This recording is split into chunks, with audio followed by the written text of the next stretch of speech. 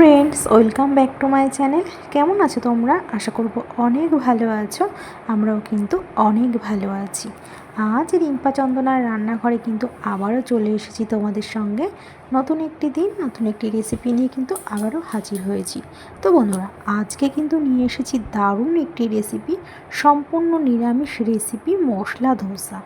খুব সহজ পদ্ধতিতে কিন্তু বানালাম, যে কেউ কিন্তু বানাতে পারবে এই সম্পূর্ণ নিরামিষ পদ্ধতিতে কিন্তু মশলা ধোসা। তাহলে চলো বন্ধুরা, আজকে এই রেসিপিটা তোমাদের সঙ্গে শেয়ার করছি। কিন্তু ভিডিওটা একদম স্কিপ করো না, পুরোটা দেখার জন্য অনুরোধ রইল। আর যারা এখনও আমার চ্যানেলটাকে সাবস্ক্রাইব করোনি, তারা কিন্তু চ্যানেলটাকে সাবস্ক্রাইব করে কিন্তু অবশ্যই পাশে থেকো। তাহলে চলো ভিডিওটা শুরু করা যাক। অনেক কথা বলে ফেলেছি। তো এই সম্পূর্ণ নিরামিষ রেসিপি মশলা ধোসা বানানোর জন্য আমরা কিন্তু এখানে নিয়েছি, গত রাতে কিন্তু আমি এখানে 1 বাটি সেদ্ধ চাল নিয়েছি। আর ছোট কিন্তু আমি হাফ বাটি কিন্তু বিউলির ডাল নিয়েছি। আর তার থেকেও ছোট 1 বাটি আমি ছোলার ডাল নিয়েছি। এই যে আমি গত রাতে কিন্তু ভিজিয়ে রেখেছিলাম। আর হাফ চামচের কম মেথি গোটা, সব কিছু ভালো করে ধুয়ে আমি গোটা রাত কিন্তু ভিজিয়ে রেখেছিলাম। আর পরের দিন আমরা ভেজানো চাল ডালটাকে মিক্সিতে কিন্তু খুব ভালো করে ঘন একটি ব্যাটার তৈরি করে নেব।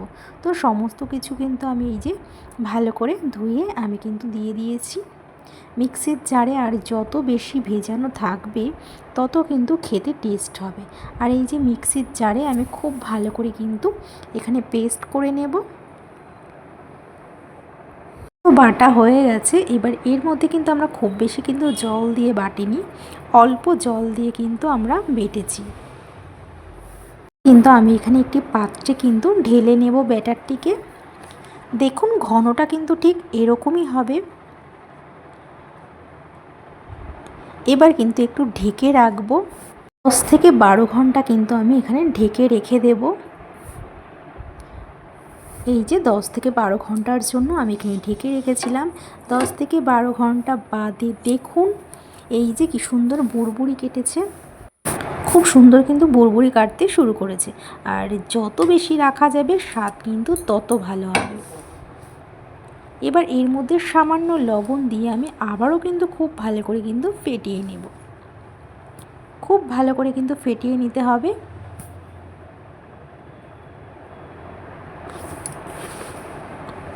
তো এবার কিন্তু আমি একটি গ্যাসে কিন্তু তাওয়া বসিয়ে নেব। তাওয়াটাকে ফার্স্টে গরম করে আমি এখানে 1 চামচ মতন তেল দিয়ে ভালো করে মুছে নেব।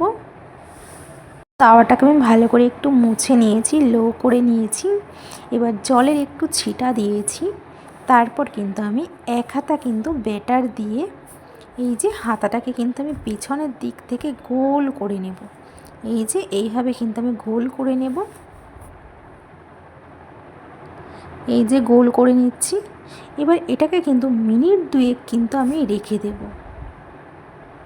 মিনিট 2 কিন্তু আমি এটাকে রেখে দেব এরকমভাবেই।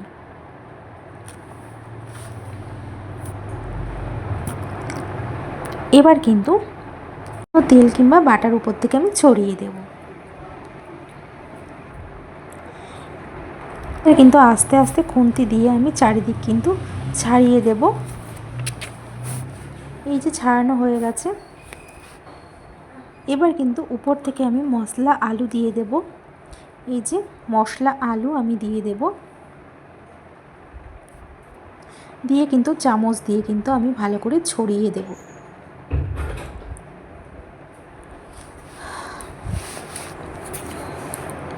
এই যে আর সামান্য আমি কালারের জন্য ঝাল লঙ্কার গুঁড়ো দিয়েছিলাম। ফার্স্টেরটায় আমার দেওয়া হয়নি, পরেরটা আমি কিন্তু ঝাল লঙ্কার গুঁড়ো দিয়েছিলাম। তো সেম পদ্ধতিতে কিন্তু আমি আবার একটি করে নেব। কিন্তু 1 হাতা ব্যাটার দিয়ে আমি কিন্তু হাতার পেছন দিকটা দিয়ে গোল করে নেব। এই যে গোল আকৃতি করে নেব।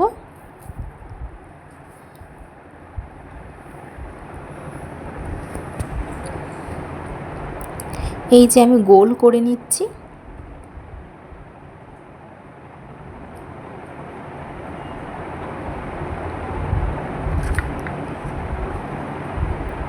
তো গ্যাসটাকে কিন্তু লো করেছি। এবার উপর থেকে আমি এখানে একটু তেল দিয়েছি। সামান্য একটু তেল ছড়িয়ে দিয়েছি। এবার আবারও কিন্তু মশলা আলুটাকে আমি উপর থেকে দিয়ে দিয়েছি চামচ দিয়ে। এবার এটাকে একটু ভালো করে কিন্তু একটু ছড়িয়ে দেব, এই যে চামচ দিয়ে গোল করে চারিদিকটা কিন্তু আমি দিয়ে দেব এই যে তরকারিটাকে।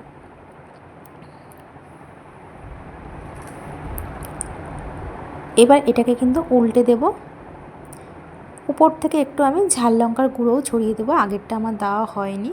তো এটা একটু ঝাল ঝাল করেই করবো, ভালো লাগে বেশ খেতে। তো এবার আমি এটাকে ভালো করে মুড়িয়ে নেব। এই যে তৈরি হয়ে গেল কিন্তু আজকে আমাদের সম্পূর্ণ নিরামিষ রেসিপি মশলা ধোসা। তো আমি এখানে দুটো করেছি, আবার সেম পদ্ধতিতে আমি কিন্তু সবকটি এরকমভাবেই করে নেব। তো আর একটি তোমাদের সঙ্গে দেখাচ্ছি, এই যে সেমভাবে গোল করে 2 মিনিট মতন রেখে আবারও কিন্তু আমি মশলা তরকারিটাকে এর মধ্যে দিয়ে এই যে গোল করে নিয়েছি। এবার একটু তেলে দিয়ে দেব, তেলের ছিটাটা দিয়ে মশলার তরকারিটা দিয়ে মশলা আলুর তরকারিটাকে আমি দিয়ে দেব। মশলা আলুর তরকারিটাকে আমি দিয়ে দিয়েছি। এই যে চামচ দিয়ে আমি এটাকে গোল করে নেব তরকারিটাকে চারিদিকে কিন্তু ছড়িয়ে নিচ্ছি। আর এবার উপর থেকে একটু ঝাল লঙ্কার গুঁড়ো দিয়ে দেবো, তাহলে খেতে কিন্তু বেশ ভালো লাগবে ঝাল ঝাল।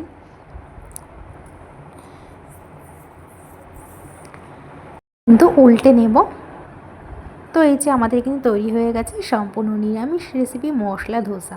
খুব সহজ পদ্ধতিতে কিন্তু বানালাম, যে কেউ বানাতে পারবে কিন্তু এই সম্পূর্ণ নিরামিষভাবে কিন্তু এই ধোসার রেসিপিটা। তো বন্ধুরা, কেমন লাগলো আজকে আমাদের এই সম্পূর্ণ নিরামিষ রেসিপিটা ধোসার সঙ্গে? আমি এখানে নারকেলের চাটনি নিয়েছি, দুর্দান্ত লাগে খেতে নারকেলের চাটনির সঙ্গে ধোসা। আর নিয়েছি এখানে মশলা আলুর রেসিপিটা। তো বন্ধুরা, কেমন লাগলো আজকে আমাদের এই ধোসার রেসিপিটা? রেসিপিটা যদি তোমাদের ভালো লেগে থাকে তাহলে কিন্তু অবশ্যই একটি কমেন্ট করে জানিও যে তোমাদের কেমন লেগেছে।